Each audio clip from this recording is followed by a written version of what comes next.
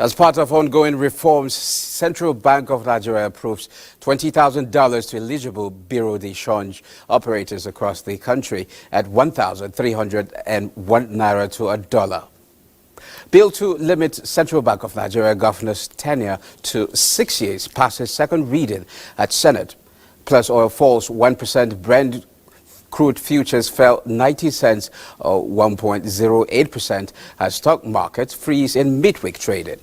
The program is Business Express, reaching you from Abuja, Nigeria's capital. I am Musa Abubakar, your guide.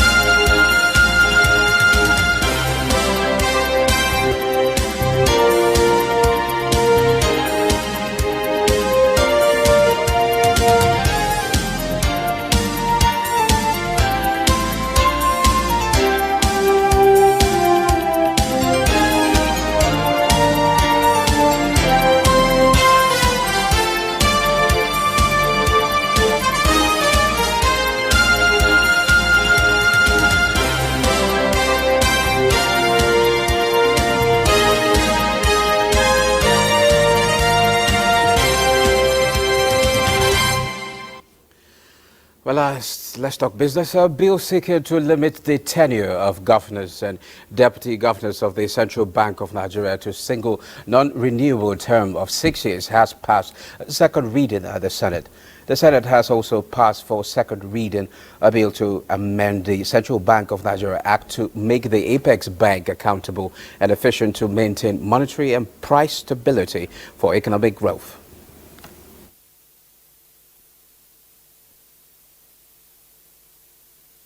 The current act made no provision for coordination of monetary and fiscal policies, which is the reason that monetary policies of the bank often diverge from fiscal policies to the detriment of the economy. We expect a much more vibrant MPC because all the policy measures revolve around the MPC. 5 years will be sufficient for somebody to try his bit and leave for others to take over. If there will be any need for the government to overdraw its account, and you say they should pay within 3 months, that will... In a move to strengthen bilateral cooperation, the European Union says it is exploring opportunities to facilitate investments that align with the Sustainable Development Goals and foster economic growth in Nigeria. This was at a roundtable meeting between a delegation of the European Union Africa Working Group and the Minister of Budget and Economic Planning. A second one was where we have very deep collaboration on research and innovation. And I think in that area there's a strong links between research bodies in Nigeria and research bodies in Europe, where a lot of collaboration is taking place now, where Nigeria is the first or second country in which we have collaboration. The EU have been supporting us in numerous ways. All the cooperation agreements have been signed, are valuable, but we want even more collaboration, particularly on democracy, on developmental issues. The minister also received a team from the African Development Group to discuss the bank's long-term vision for Nigeria. At the African Development Bank, just like any other development institution, we are guided by a strategy. Ours is called the country strategy paper, and our strategy spans a period of 5 years. So every 5 years we have to develop a new one. The importance of this is that what is contained in that strategy is what guides our operations and engagement with the government for the 5 years. Nigeria does not have a one-way relationship with the African Development Bank. We have been responsible members of the bank. We have supported the bank to the best of our ability. Nigeria, I believe, is one of the very few countries that even put money in the bank that can be used to lend to other African countries that will not otherwise qualify for the bank lending. The Monetary Policy Committee of the Central Bank of Nigeria Tuesday further tightened its monetary policy rate by 400 basis points from 18.75% to 22.75% to continue to check inflation. This was the position of the committee at the end of its 293rd meeting in Abuja.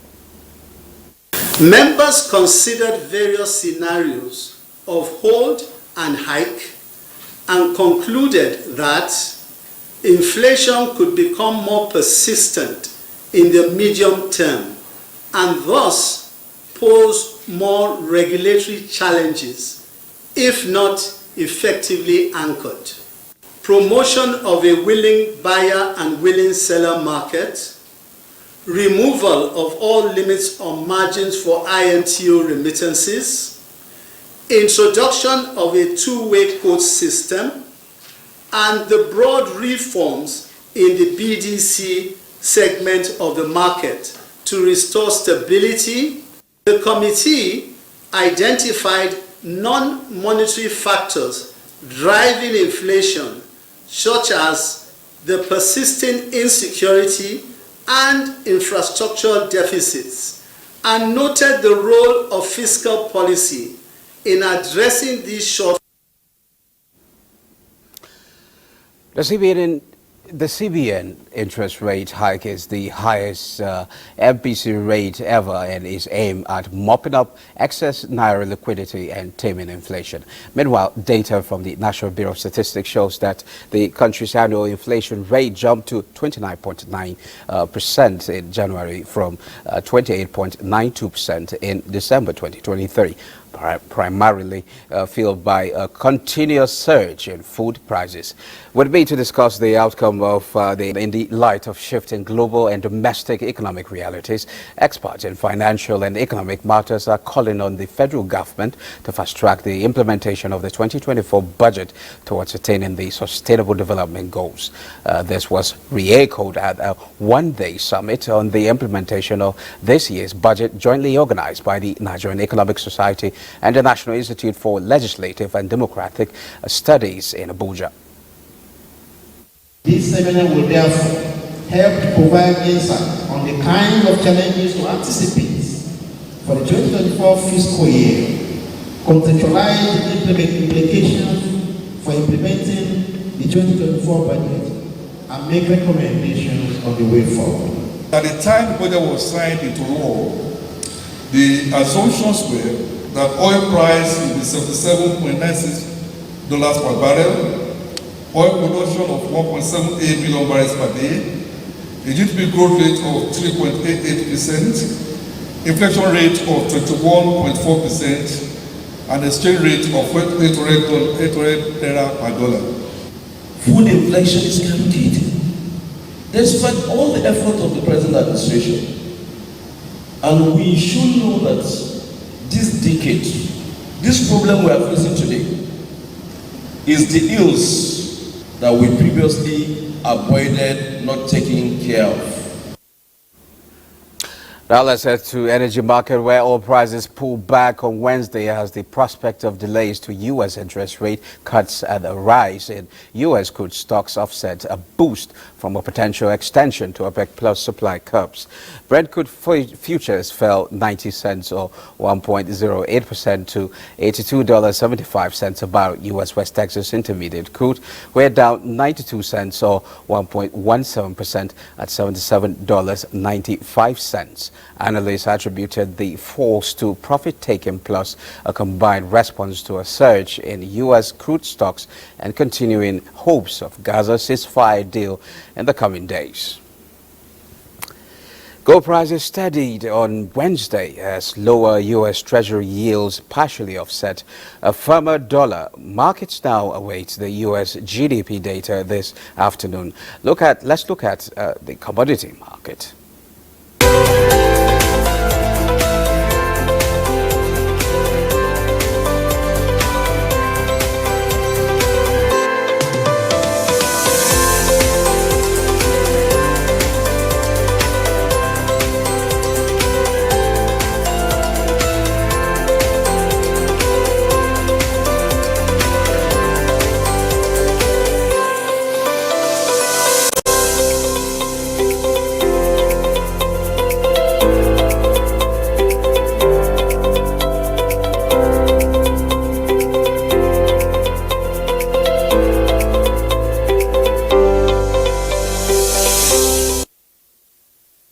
Let's head to a global stock market where Bossade is standing by to bring us up to speed with developments. Major markets on the global scene with constant cautious global sentiment seen this week. However, European stocks were slightly lower early Wednesday.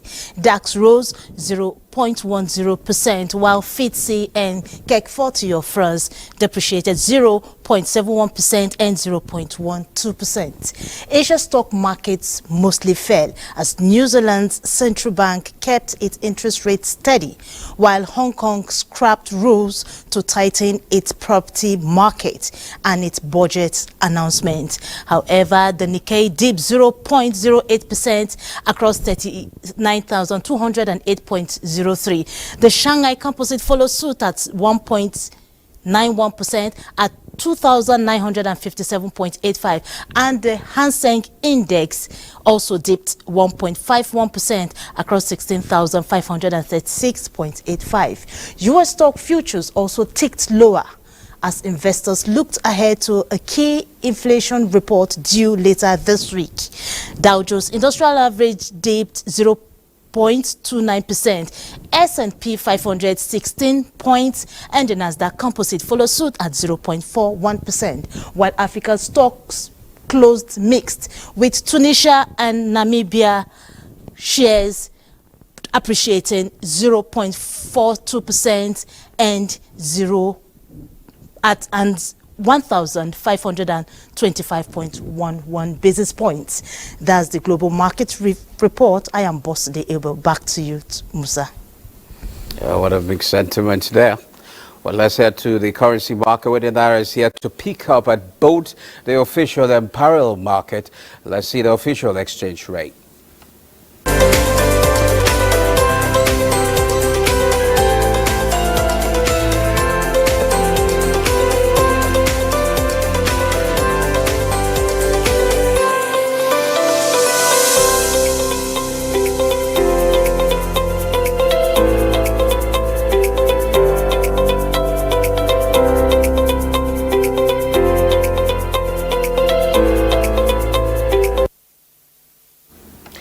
Well, this is where we end today's edition of Business Express. We value your feedback, so keep the comments, observations, and suggestions coming. Be informed that all previous episodes are available on YouTube on the NTA's channel.